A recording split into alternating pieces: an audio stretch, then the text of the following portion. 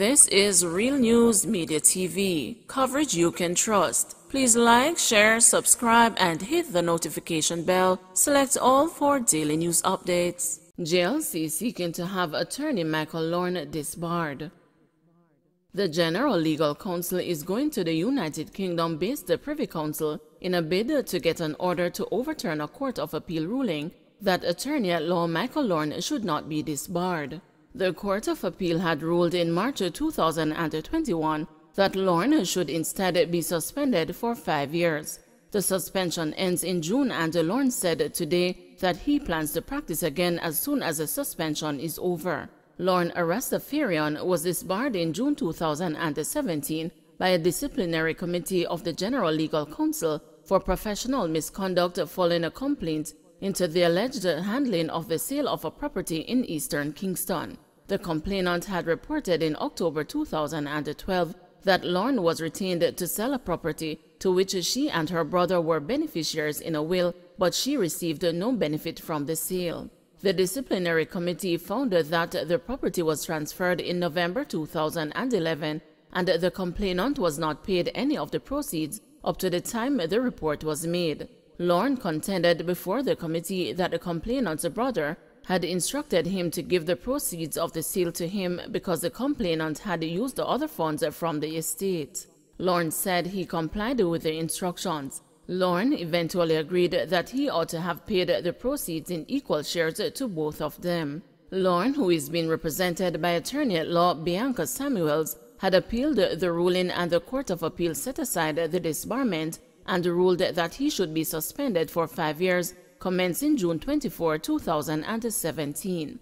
Last week, Friday, the Court of Appeal granted the JLC leave to appeal to the Privy Council to challenge the suspension order after hearing legal arguments from Sandra Minot Phillips QC and attorney-at-law Jamar Clark, who are representing the council. The JLC will be asking the Privy Council to determine whether the sanction imposed by the disciplinary committee, striking off the respondent from the role of attorneys-at-law entitled to practice law in Jamaica, was unquestionably an error of law or clearly inappropriate, unnecessary in the public interest, disproportionate or excessive to warrant the intervention of the Court of Appeal in setting aside the order and imposing lesser sanctions. The other question is whether, in the circumstances of the case, the Court of Appeal ought to have deferred to the decision of the disciplinary committee as an expert and informed tribunal to determine the measures required to deal with the default in attorney-at-law and to protect the public interest.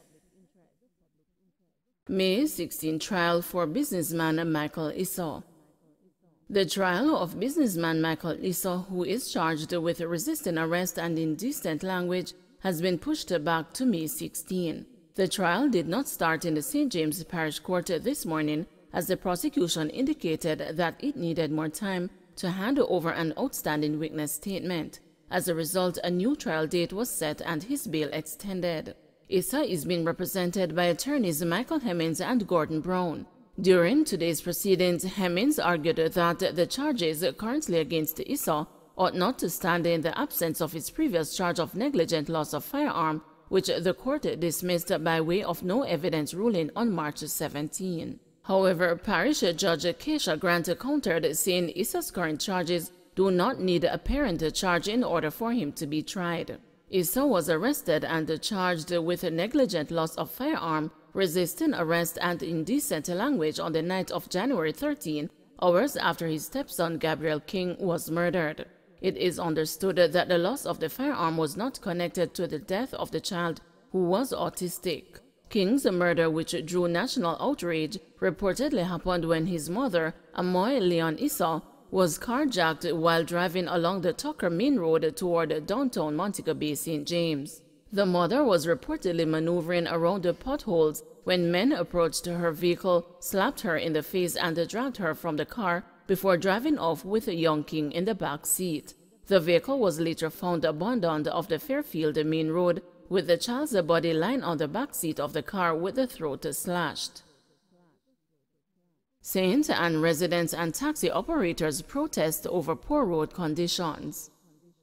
Disgruntled taxi operators supported by residents blocked sections of the roadway in Runaway Bay and Discovery Bay, St. Anne early this morning to protest the poor road conditions. The blockages were mounted from as early as 2:30. The cabbies who ply the Brownstown to Runaway Bay and the Brownstown to Discovery Bay routes complained that the roadway has been in a bad state for several years, with repeated promises from the authorities to undertake repairs going unfulfilled. Member of Parliament for St. Anne Northwest Crystal Lee told the news she was unable to address the protesters in person due to prior commitments, but expressed surprise at the protest action. Lee said that road patching works have been undertaken over the few months as the National Works Agency awaits approval for $300 million to resurface sections of the Brownstown to Runaway Bay Road. The road blockages were eventually cleared after a few hours. Security guard charged for beating man with gun. 45-year-old security guard Gawain Stewart has been charged in connection with an attack on a man on Lower Parade Street in Trelawney on Sunday. Stewart, who is from Ulster Spring in the parish, is charged with illegal possession of firearm, assault at common law, and assault occasioning bodily harm.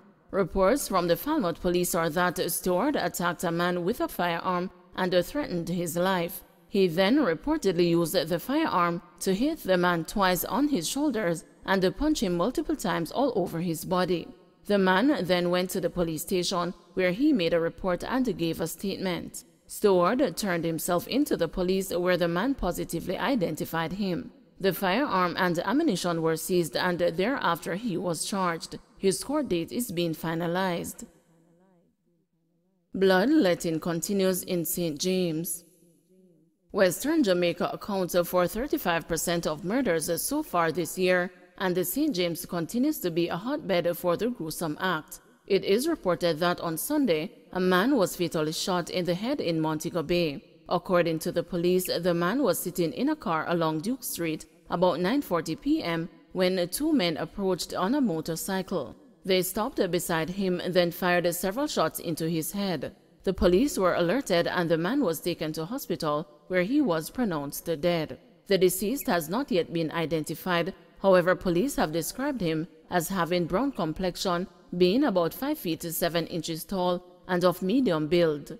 At the time of his death, the man was wearing a blue nautical cap, blue sweater, blue jeans, and a pair of Reebok slippers. Prior to this, 44-year-old Gavin Coward, a vendor of Hendon in Glendevon, was shot and killed along Howard Cook Boulevard in Montego Bay last Wednesday, April 6. In that incident, the police said they responded to calls from residents who said they heard what sounded like gunshots about 5:45 a.m. The police found Coward lying in a pool of blood. He had gunshot wounds to his upper body.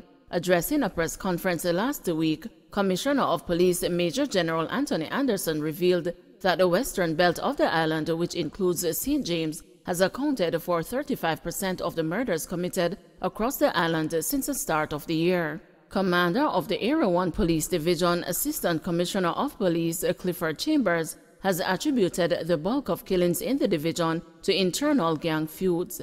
The Area 1 Police Division encompasses the parishes of St. James, Trelawney, Hanover, and Westmoreland. Kingston man facing firearm and robbery charges in St. Mary.